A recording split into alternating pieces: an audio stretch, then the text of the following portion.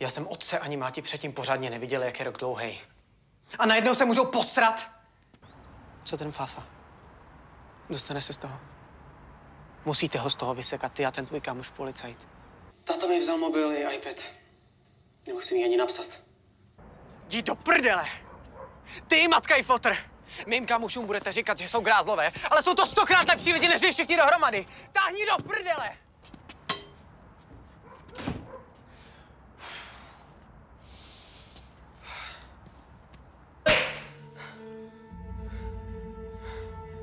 Líče.